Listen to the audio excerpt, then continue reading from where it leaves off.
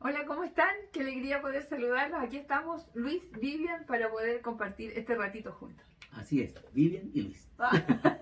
¿Qué dije yo? Hice mal, no. No, hijo, bien, yo estoy bromeando solamente. Sí, estamos contentos de poder compartir nuevamente la palabra de Dios con ustedes, así es que muy felices de poder analizar estos pasajes. Y queríamos darle alguna información importante. Sí, En la descripción que está allí más abajito, ustedes van a encontrar algunos materiales que hemos estado añadiendo en todos los videos, como por ejemplo este libro que tenemos aquí de John Stott, El Sermón de la Montaña.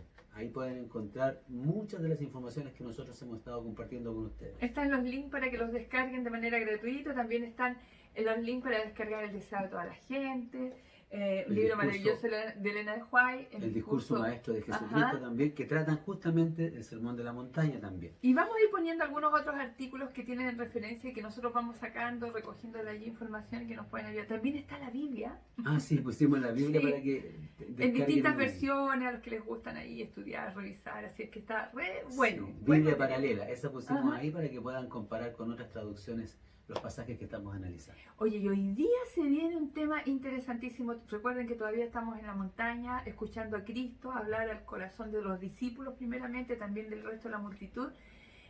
Y ahora viene un análisis que es tremendamente profundo y que no es fácil reducirlo a este tiempito que tenemos juntos. Así es que vamos a hacer lo posible por entregar por lo menos las bases y que ustedes se interesen, se entusiasmen con buscar un poco más, ¿cierto? Así es el tema número 23 ya del Sermón Ajá. de la Montaña, del Sermón del Monte, como ahora los titulamos nuevamente, ¿ya?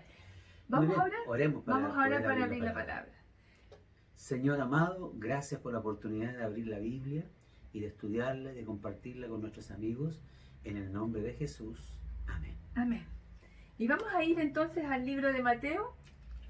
En la mañana estuve leyendo tempranito ahí los capítulos 5, 6 y 7, como es nuestra tarea. No se olviden, lean 5, 6 y 7, porque todo hace relación una cosa con otra. Que no se nos olvide lo que ya leímos hacia atrás, desde el inicio del capítulo 5, pero también esto hace relación con lo que vamos a leer más adelante. Por eso que es importante.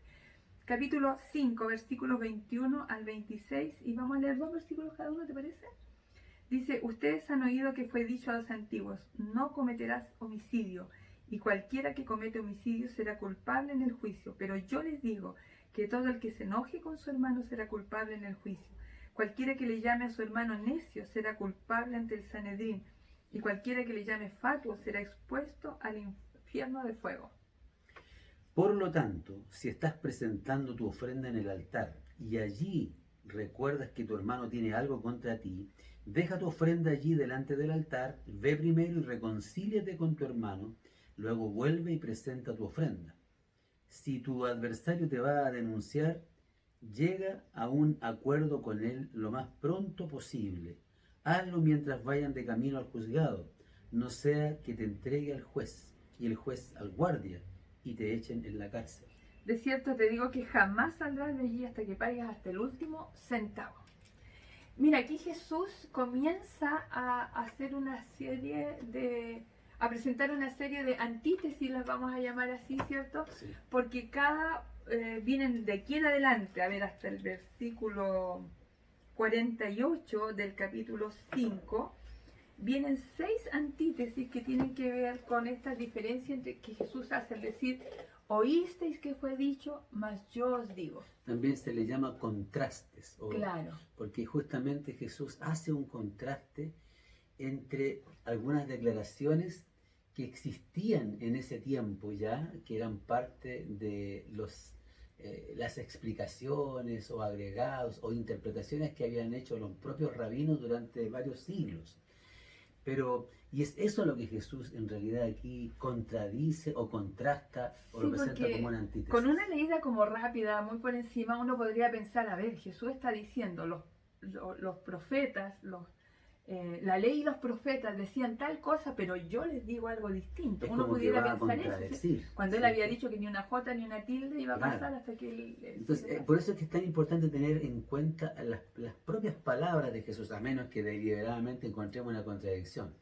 Pero no hay una contradicción. Aquí Jesús está presentando, ¿cierto?, un contraste. Y efectivamente ese contraste se demuestra porque la expresión que usa, oíste que fue dicho, esa es una expresión griega que no es la que comúnmente Jesús usaba para referirse a las escrituras. Para decir escrito está. Para decir escrito está, que es egrapté, creo que es, Ujú. no me acuerdo ahora exactamente, pero sí me acuerdo que la que se usa aquí es RT, con TH al final, RT. Es una palabra griega que significa decir también, pero no un decir de las escrituras, sino que el otro es egrapté, Ujú. que significa está Está escrito. escrito. Está escrito, pero solo en las escrituras, se usaba para eso. Entonces Jesús aquí no lo usa, por lo tanto no está contrastando la escritura, está presentando una antítesis frente a lo que los rabinos, los escribas habían interpretado a través del tiempo. Aunque sí dice, la ley y los profetas sí decían, no matarás. Claro, había parte de la Claro. escritura, pero habían agregado. Es como un eco de las escrituras, Claro. pero que en realidad los fariseos habían interpretado a su antojo y para hacer más fácil el cumplimiento de la ley. Increíblemente, aunque uno siempre pensó que los fariseos lo que querían hacer era hacer más difícil el cumplimiento de la ley. Y algo de esto, por supuesto, dijimos en el tema anterior, pero sí, Jesús está contrastando eso, ¿no? Claro. Entonces, por eso oíste que fue dicho, RT, Ujú. lo que decían Claro. los escribas y fariseos en relación a esos agregados, o te acuerdas que mencionamos las 248 prohibiciones o mandamientos, y 365 prohibiciones. Claro, ahí están, en esos agregados estaban estas cosas. Y es interesante que Jesús aquí enfáticamente dice, mas yo os digo, o sea, la autoridad de Cristo, o sea, Él se planta con una autoridad que después al final del capítulo 7, efectivamente dice que estaban impresionados porque Él les hablaba con autoridad, no como los fariseos. Entonces, claro, lo que está haciendo es decir, ustedes oyeron que fue dicho esto, pero yo les digo lo que es correcto. Así O sea, es. Jesús está llevándolos a un punto más profundo de la ley. Así es. Y en este aspecto es que nosotros queremos decir en primer lugar que cuando Jesús dice, oíste que fue dicho, ¿no es cierto?, a los antiguos, o los antiguos dijeron, no matarás, dicen algunas traducciones. Como la No mía matarás, dice, la mayoría dice no ¿sí? matarás. Pero me gusta la versión 95 porque dice, no cometas homicidio, Claro. ¿cierto? Sí. Y creemos que efectivamente eso es lo que dice Lo correcto, el mandamiento claro. también. El mandamiento dice no cometerás asesinato u homicidio, no exactamente no matarás. ¿Y por Sí, qué? porque en realidad Dios había dado ciertas indicaciones que tenían que ver con matar. En el Antiguo Testamento nosotros lo vemos. Y aunque no vamos a profundizar en ello porque es otro temazo, pero tiene que ver con que la nación judía era eso, era una nación que tenía sus leyes, ¿cierto? Las cuales podían ser ejecutadas porque eran dirigidas teocráticamente también. No así bajo este nuevo régimen, donde ya eran cautivos después de Babilonia, ellos nunca dejaron la cautividad, de distintas maneras ellos fueron siendo cautivos. Claro, y esto es lo que ha dividido un poco el cristianismo en cuanto a que algunos están de acuerdo, por ejemplo, en aplicar la pena de muerte, Claro. y otros cristianos no. Claro. Nosotros vamos a poner un artículo ahí, dos artículos en realidad, Sí. para que ustedes puedan contrastar. Ahí abajito lo pueden descargar después que vean el video, y entonces van a encontrar dos posiciones. Nosotros como iglesia tenemos una posición y también una posición de algunos hermanos evangélicos al respecto que están de acuerdo con la pena de muerte. La iglesia no está de acuerdo con la pena de muerte, pero ahí pueden analizarlo allí. Nosotros seguimos creyendo en el valor de la vida y en que luego, cuando se instauró la iglesia cristiana, en lo sucesivo ya no se ve ningún tipo de justicia que quite la vida al agresor. Claro, ¿cierto? por ejemplo, en el Antiguo Testamento un adúltero era apedreado, pero en el caso de incesto, donde se trata de un caso de fornicación también, que está incluido dentro del ámbito del alcance del mandamiento, esa persona que está juzgada allí en 1 Corintios, no es llevada o no es propuesta por los hermanos para que ese hermano, digamos, sea apedreado, sino para que bien sea excomulgado de la iglesia. Claro. Entonces la iglesia cristiana del Nuevo Testamento no aplicó ese mismo criterio en base a lo que Jesús decía, obviamente. Claro, es la ética cristiana que va a comenzar a regir en este nuevo gobierno que gobierna más el corazón del ser humano que a una nación en general, ¿cierto? No hay leyes ahí. Pero ese no es el tema de hoy. El tema de hoy es lo que dice en relación a cometer asesinato. Y que cualquiera de nosotros pudiera decir, pero yo nunca he cometido un asesinato. No lo haría. Jamás planearía un crimen, porque eso es un asesinato. jamás planearía el crimen de alguien, por muy lejos que haya ido esa persona. Sin embargo, aquí... Pero a lo mejor a alguien se le ha ocurrido poner una almohada a la suegra para que no respire más. O a la señora.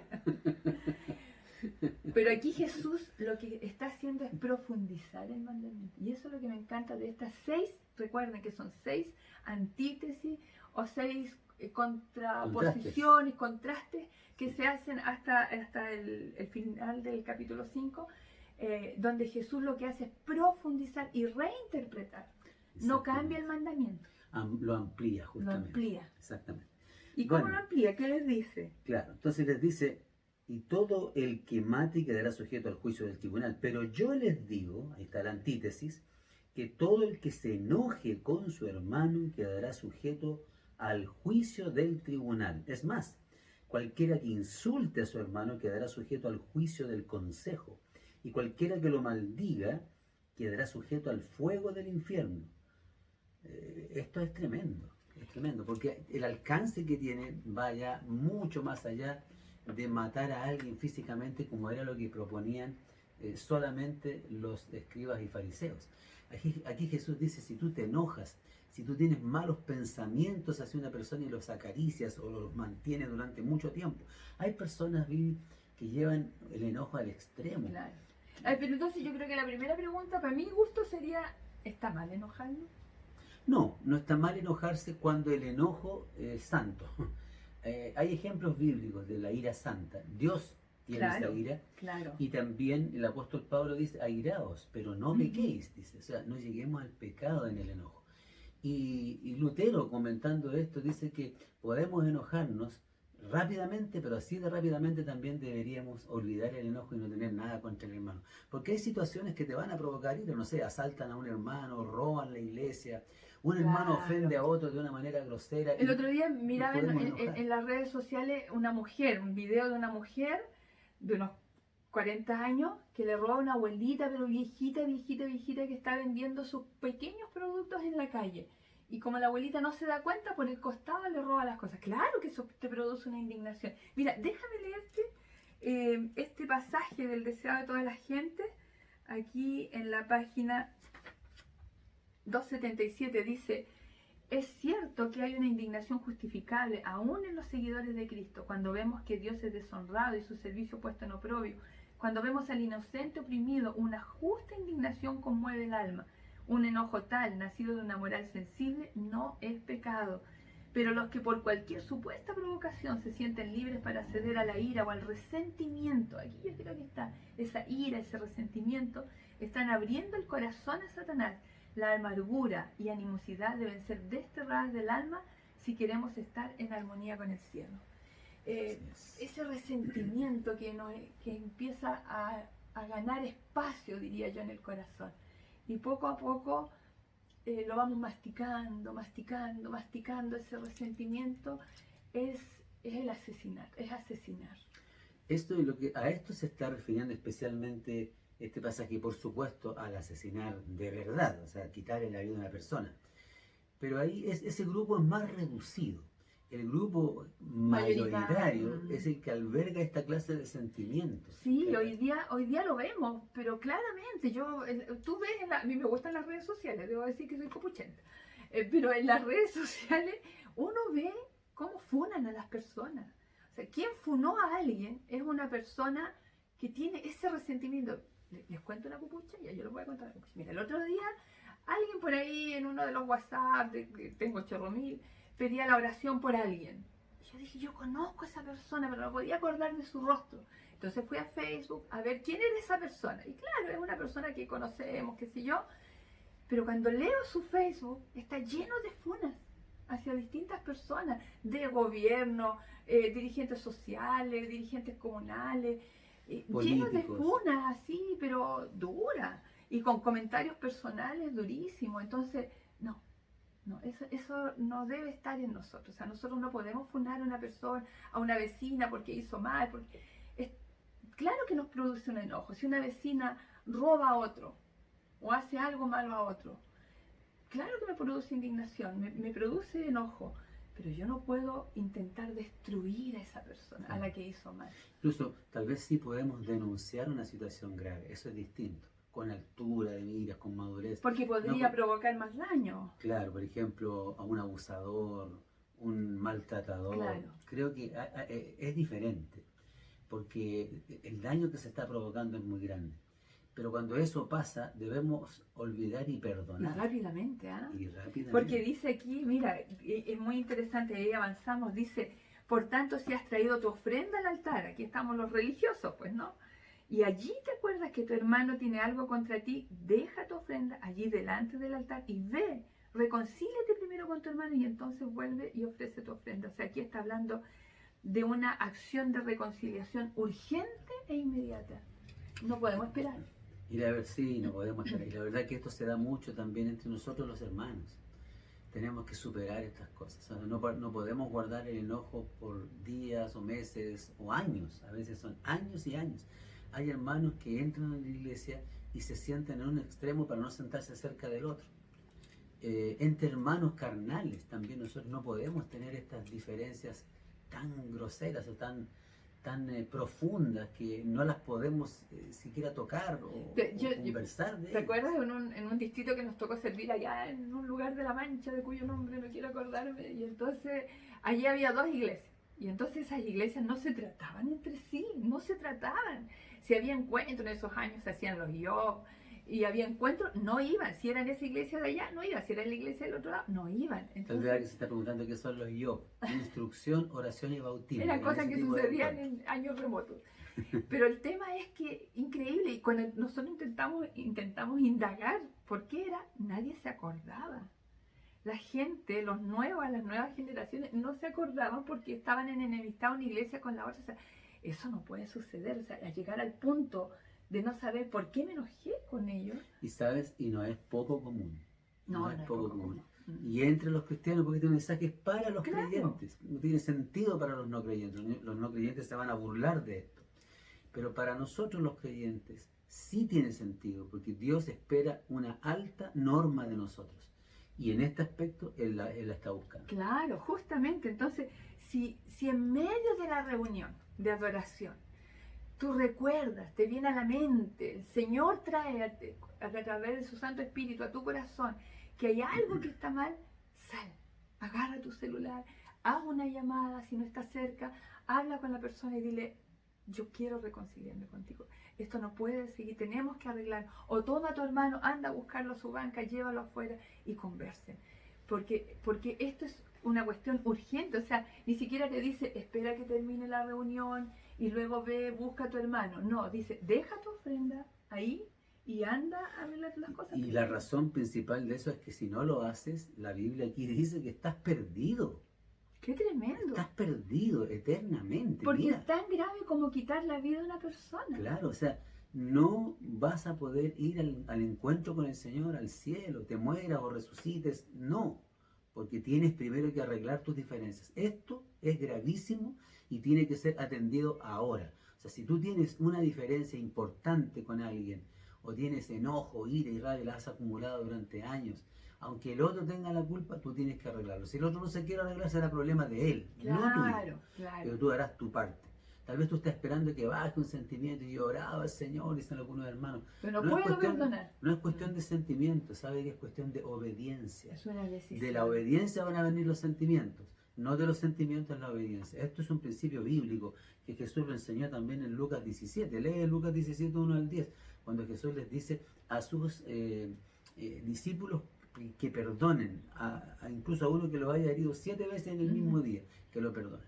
Y mira, yo creo que dejamos un poquito atrás, Luis, esto de que cuando le llame necio al hermano, le llame fatuo, que también es culpable, dice ante Sanedrín, y también será expuesto al infierno de fuego. O sea, las ofensas, hablamos Claro. de las ofensas. ¿Qué clase de ofensas? Hay a veces tal vez una conversación trivial que tenga, no, pero no seas tonto, no hagas eso. Claro. Eso se refiere a ese tipo de cosas. Ya, pero eres tonto, ¿cómo se te ocurre? Claro, Eso no. No es una ofensa, estamos... Se está más bien refiriendo a esas ofensas de carácter personal, a esas que tienen que hieren el corazón, que calan, traspasan ¿no? el Calan, alma de la sí. persona, Dañan el carácter de la que persona. la denigran, Sí.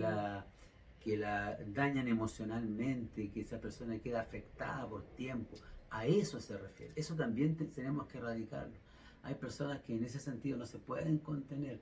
O sea, hay una discusión a veces, y en esa discusión sacan cosas del pasado, sacan cosas del carácter de la persona, sacan cosas donde las pueden herir profundamente. Y esa persona queda devastada. Eso también está condenado en este pasaje. Y mira que es importante esto, a veces un esposo que maltrata a la mujer, o viceversa, y que la maltrata con palabras, y que la denigra, y que va haciendo que su personalidad, que va haciendo que su valía, su autoestima vaya cada vez más abajo, la está matando. A un niño, es diferente decirle a un niño, no sé, porque nunca debiéramos decirle tonto ni por nada, pero decirle, ya no sea tonto, deje eso. Pero no, ni eso. O sea, a un niño tenemos que tener tanto cuidado porque se está formando en su mente los conceptos de su propia persona. Claro, a veces un niño desobedece varias veces y le decimos, bueno, que eres burro, no entiendes cómo se te ocurre, que tienes en la cabeza, Eres tienes estúpido, acerrín, tienes esto. claro. Esas cosas están condenadas. Claro, cuando le dice aquí necio, es decirle que tiene la cabeza vacía, que no hay nada en él. Entonces, ese niño que se está formando, ese adolescente que se está formando todavía, empieza a creer que en realidad, ¿qué puede esperar del mundo para sí? Si no Las tiene dos nada? palabras que se usan aquí son raka o more. Esas palabras griegas, digamos, para describir esta clase de insultos Claro. que nosotros, que deben estar fuera de nosotros y que significa lo que ya nosotros hemos señalado. Oye, qué profundo era Cristo, porque Cristo no se conformó con que yo no asesine a alguien, se conformó con que yo no le haga daño al corazón de alguien. Eso que nadie ve, porque a lo mejor nadie sabe, los fariseos les pasaba eso. Los fariseos no habían asesinado a nadie, entonces caminaban orgullosos, llenos de... porque se habían sumado a la letra, estaban pegaditos a la letra. Claro. Teológicamente estaban bien. Y como habíamos dicho en algunos mensajes anteriores, ellos habían buscado una forma de hacer más fácil el cumplimiento de la ley, porque verdaderamente encontraron, y lo sabían, era muy difícil. Entonces buscaron esa clase de interpretaciones. Pero Jesús dice, no, vamos a ir a la ley tal como es. Y la ley tiene estos alcances, y esto es lo que debe ser. Por eso si su justicia, o si tu justicia, no fuese mayor que la de los escribas y fariseos, les dijo. Mira que eso, qué importante. Mayor que la justicia de ellos. Por eso este es un tema muy exigente de parte del Señor. Oye Luis, ¿y si yo traigo una escuela de malos tratos? Si a mí me trataron con insultos, con golpes, con palabras ofensivas, y entonces yo estoy repitiendo un poco lo que yo aprendí, ¿eso me justifica? Bueno, ahí en el libro El deseo de toda la gente dice que no hay excusa para el pecado. ¿Por qué? Porque cuando nosotros tenemos una situación que es difícil de afrontar, lo que tenemos que hacer es ir llevarla a Jesús. Claro. Y en Jesús, que es el autor y consumador de la fe, y en Jesús, que es el que alcanzó la norma más alta, nosotros vamos a encontrar no solo perdón, sino poder para vencer. ¡Qué maravilla! Es maravilloso. O sea, no importa cuál sea tu herencia. Dios te dará poder, pero tenemos que doblar la rodilla. Primero reconocer que está mal, que eso que estamos haciendo, a nadie nosotros debemos desearle el mal, a nadie debemos tratar mal. Si lo estamos haciendo, decirle, Señor, yo he pecado en esto, he pecado. No es que, Señor, me he portado más o menos malito, no. Hay pecado en mi corazón está manchado, cargado, por las situaciones que sean. Pero yo necesito que tú me des poder para vencer sobre el pecado. Y el Señor lo hará. Correcto. Y ahora ya terminando, para cerrar, quiero volver a los versículos 23 y 24. Porque quiero volver sobre la iglesia, sobre nosotros, la iglesia, los cristianos, los creyentes, de toda denominación. Por lo tanto, si estás presentando tu ofrenda en el altar, o sea, ¿qué clase de adoración es la que nosotros presentamos al Señor? ¿Es válida tu adoración? Tú sabes, o sea, estás lleno de ira, de rencor. Hay algún hermano que no puedes saludar, que no puedes hablar, que no le hablas, que no lo saludas, o un pariente, o alguien que ni siquiera es de la iglesia, pero lo odias, y tal vez ni siquiera tú dices, no, si no lo odio, pero lo tengo ahí nomás. Claro. Eso también es una clase de odio o de crimen. Si hay si se algo que podemos decir. arreglar. Entonces, para que tu ofrenda, para que tu devoción, para que tu adoración, para que el himno que estás cantando, la oración que ofreces, el sermón que predicas, sea acepto delante de Dios, tienes que estar en paz con todos los hombres. Tienes que ir primero y arreglar esa situación. Porque si no, entonces no es válida delante de Dios. Dice acá, es fuerte, pero estamos condenados Así si es. tenemos eso. De hecho, primera de Juan, el capítulo 3, el versículo 15, dice, todo aquel que aborrece a su hermano es homicida. Así es que, Señor, ayúdanos, ¿no? El apóstol Juan lo entendió clarito. Y él, que era el hijo del trueno, tuvo Sí, que cambiar y cuántas eso. cosas Con su seguramente. hermano Santiago tuvieron que cambiar eso del carácter que tenía. Y esto fue muy fuerte, y para ir terminando, esto fue muy fuerte porque ellos estaban en un contexto de opresión, donde se les había enseñado a odiar a los romanos, que eran sus cautivadores. Entonces, era terrible la situación. Y ahora ellos estaban aprendiendo que ni siquiera a ellos debían tener tanto. Entonces, nosotros a nuestras autoridades, que a veces tanto las criticamos, independiente del gobierno que esté, o del color político, que tanto las denigramos, cuidado. Son personas, son seres humanos, y a Dios le corresponde la justicia, no a nosotros. Así es, y lo peor de todo es que tal vez si nosotros estuviésemos allí cometeríamos los mismos errores. Entonces, seamos cuidadosos, seamos cuidadosos, porque a veces nuestra boquita se apresura en hablar y dice más de lo que tiene que decir. Hermanos, Dios nos dé sabiduría y nos dé su gracia, y le podemos pedir el poder para ser vencedores en esto también. Vamos a orar para que el Señor nos guarde y nos ayude a arreglar todas las cosas que tenemos que arreglar. ¿Quién ora? ¿Tú primero? Ya. Gracias, Señor, por este momento de compartir tu palabra. Ayúdanos, Señor, limpia nuestro corazón. Que mi vida entera esté consagrada a ti, Señor. Limpia nuestro corazón de tanta maldad que a veces está atesorada allí por tiempo, por mucho tiempo. Sé con nosotros. Así es, Señor. ¿Cómo hacerlo? A veces nos resulta tan difícil, pero sabemos por tu palabra que todo lo podemos en Cristo que nos fortalece. Amén. Con humildad debemos ir a ti, Señor, para pedir la fuerza, la sabiduría, para arreglar todas las diferencias y para no pisotear más este mandamiento sagrado. Gracias, Señor, por tu amor y bondad, por enseñarnos estas cosas, en el nombre de Jesús. Amén.